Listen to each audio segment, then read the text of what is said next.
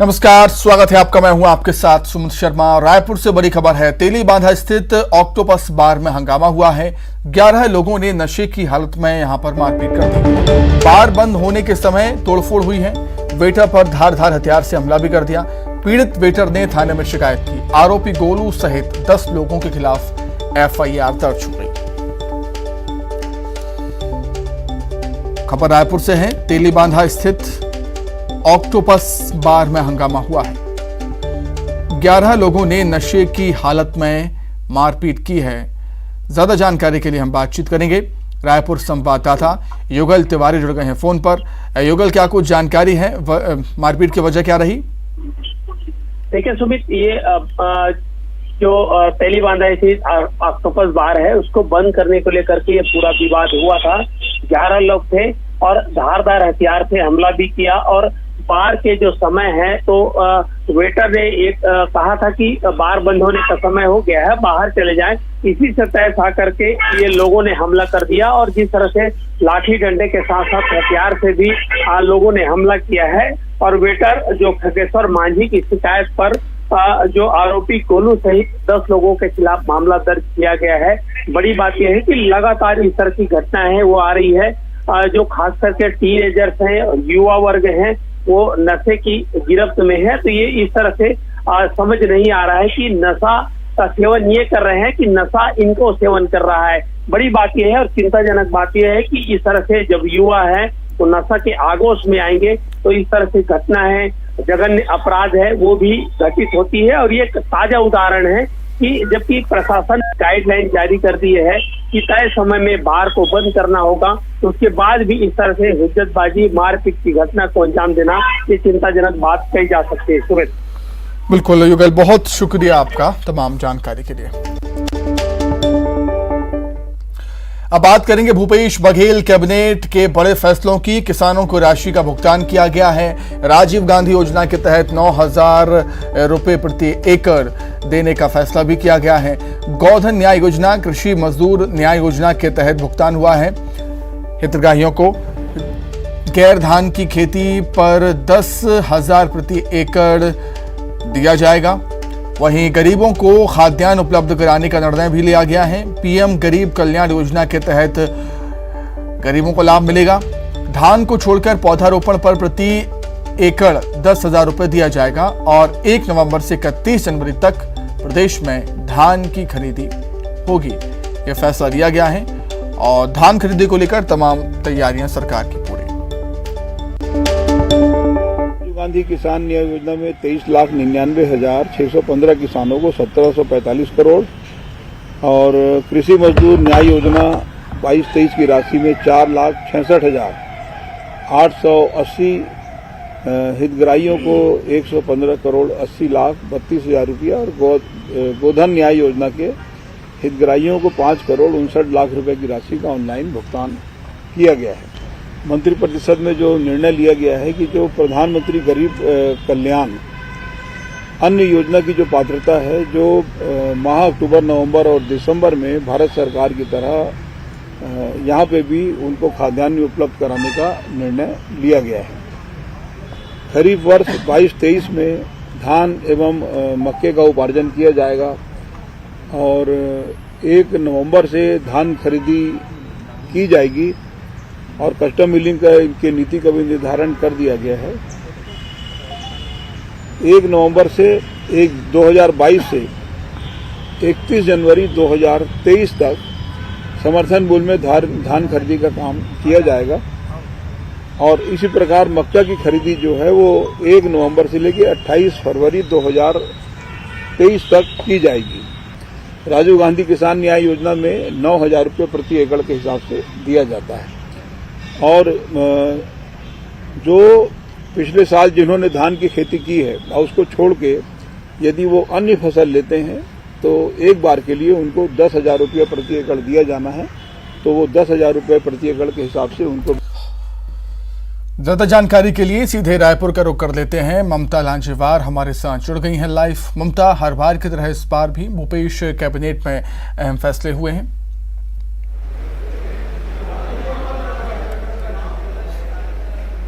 देखिए बिल्कुल कई महत्वपूर्ण फैसले लिए गए और उसमें से अगर हम बात करें तो राज्य के राशन कार्ड धारियों को इस बार जो है वो 3 महीने का अतिरिक्त खाद्यान्न देने का निर्णय जो है वो कैबिनेट में लिया गया है। इसके साथ ही धान और मक्का के उपार्जन तथा कस्टम मिलिंग नीति का जो निर्धारण किया गया है। धान खरीदी 1 नवंबर से 31 जनवरी और मक्का 1 नवंबर से 28 फरवरी तक की जाएगी।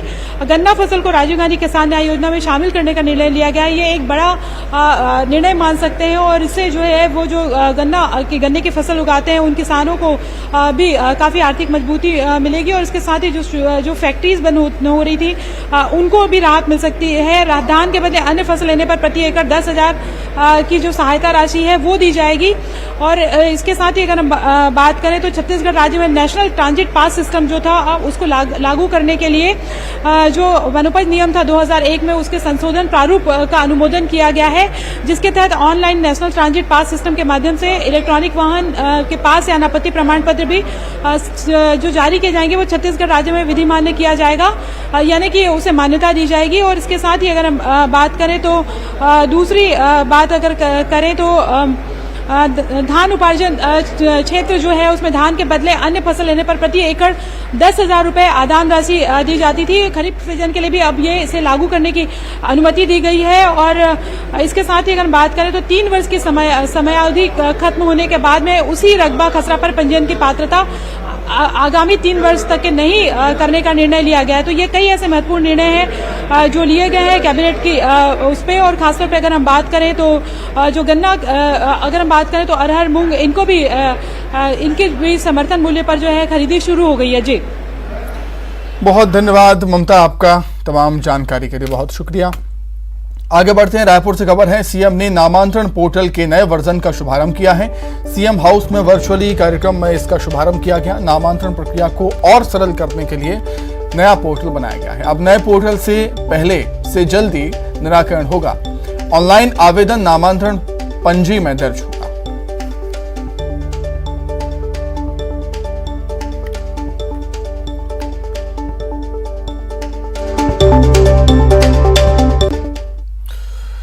वहीं छत्तीसगढ़ में सरकार ने न्याय योजना के हितग्राहियों को दिवाली गिफ्ट दिया है। भूपेश बघेल ने हितग्राहियों को सौगात दी है। 1866 करोड़ से ज्यादा की राशि ऑनलाइन ट्रांसफर की है खातों में। हितग्राहियों के खाते में 1866 करोड़ 39 लाख रुपए की राशि ट्रांसफर हुई। राजीव गांधी न्याय योजना की किस्त जारी हुई है। कृषि मजदूर न्याय योजना में 115 करोड़ 80 लाख का भुगतान हुआ। गोधन न्याय योजना में 5 करोड़ 59 लाख का भुगतान हुआ। नवगठित 10 राज्य अनुविभागियों का उद्घाटन हुआ है। वहीं 25 तहसील का उद्घाटन हुआ है। मूंग, उड़द और अरहर खरीदी का भी शुभारंभ किया है। नामांतरण सरलीकरण पोर्टल का भी शुभारंभ किया है सीएम भूपेश बघेल ने।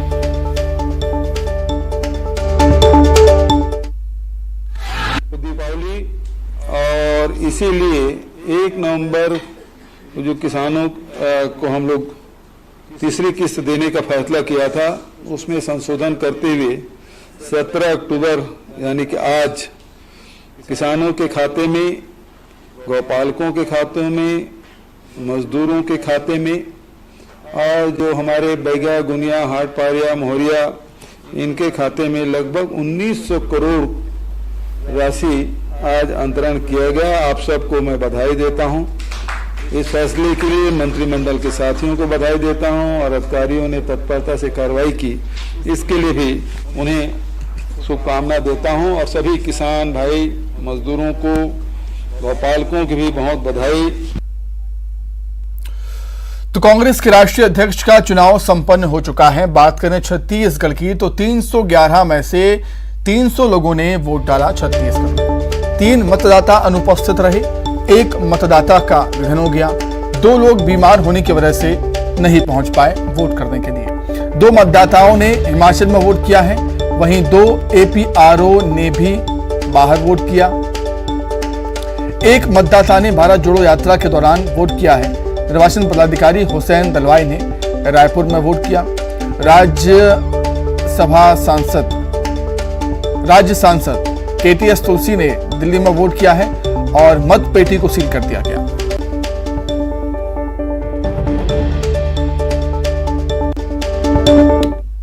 खाली शांति नहीं, बड़ा कोऑपरेशन लोगों का मिला। ऐसा जो यहाँ डेलीगेट नहीं थे उनके बैठने का, चाय पानी की व्यवस्था भी अलग की गई थी। उन्होंने किसने कंप्लेन वगैरह नहीं की, कहाँ भी एक भी कंप्लेन नहीं आई। ये बहुत बड़ी बात मैं समझता हूँ।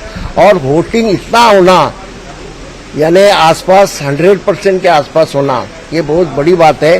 2 लोग बीमार होने की वजह से आ नहीं पाए, 4 लोग ही खाली एब्सेंट रहे, ऐसा मैं बोल सकता हूँ। बड़ौदा बाजार से खबर है, जहां पर आबकारी विभाग ने बड़ी कार्रवाई की है। 100 पेटी शराब के साथ 4 आरोपियों को गिरफ्तार किया है। जब्त शराब की कीमत 5,76,000 रुपए बताई जा रही है। भाटापारा सिमगा क्षेत्र का मामला आबकारी विभाग जांच कर रहा है।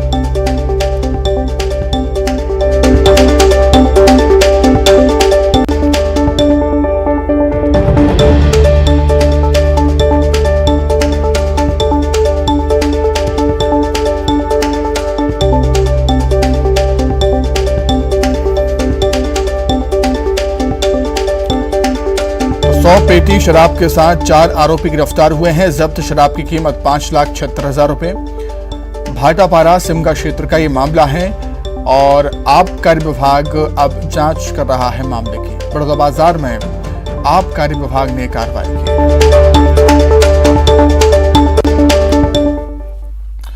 राजनांदगांव से खबर है, जहां पर मौसम का मिजाज बदला है। तेज हवा के साथ झमाझम बारिश हो रही है। बारिश ने किसानों की चिंता बढ़ा दी। धान की फसल को इससे भारी नुकसान हो सकता है।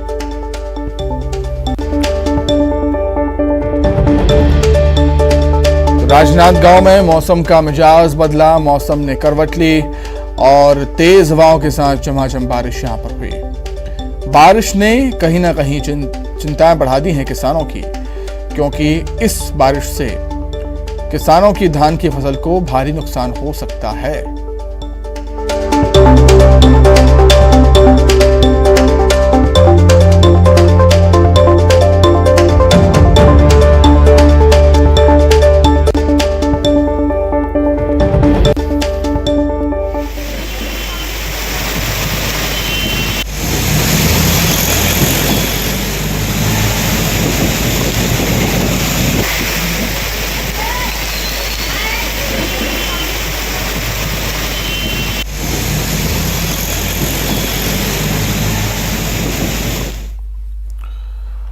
वहीं रायपुर से खबर है, ईडी के प्रेस नोट पर सियासत जारी है। बीजेपी के प्रवक्ता केदारनाथ गुप्ता का बयान सामने आया है। ईडी ने भ्रष्ट अधिकारियों के यहां छापे मारे हैं और जिसको लेकर ईडी ने बयान भी जारी किए। कांग्रेस के नेता ईडी के बयान को भ्रामक बताने में जुटे हैं और अब ईडी ने आधिकारिक वेबसाइट पर अपलोड भी कर दिया है। अब क्या कांग्रेस के नेता जनता से माफी मांगेंगे, ये सवाल भी किया है केदार गुप्ता ने। केदारनाथ गुप्ता का बयान है और ईडी के प्रेस नोट पर सियासत छत्तीसगढ़ में देखने को मिल रही है। भ्रष्ट अधिकारियों के यहाँ छापेमारी की, कई किलो सोना, करोड़ों रुपए, कई कैरेट हीरे बरामद हुए और बकायदा ईडी ने इसके लिए बयान जारी किया। पर 2 दिन से कांग्रेसी नेता उन भ्रष्ट अधिकारियों को बचाने के लिए लगातार ये बयान दे रहे थे कि ये ईडी का बयान भ्रामक है, झूठा है, असत्य है। पर आज ईडी ने उसे अपनी वेबसाइट पर अपलोड कर दिया।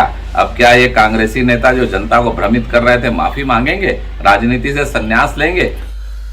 वहीं छत्तीसगढ़ में गोवर्धन पूजा पर सामान्य अवकाश की मांग हो रही है। 26 अक्टूबर को गोवर्धन पूजा है। छत्तीसगढ़ मंत्रालयीन कर्मचारी संघ ने एक लेटर लिखा है इसको लेकर छत्तीसगढ़ शासन को। गोवर्धन पूजा पर सामान्य अवकाश की मांग छत्तीसगढ़ में उठी है। 26 अक्टूबर को गोवर्धन पूजा होनी है और छत्तीसगढ़ मंत्रालयीन कर्मचारी संघ ने एक लेटर लिखा है छत्तीसगढ़ शासन को कि गोवर्धन पूजा के दिन सामान्य अवकाश की घोषणा की जाए।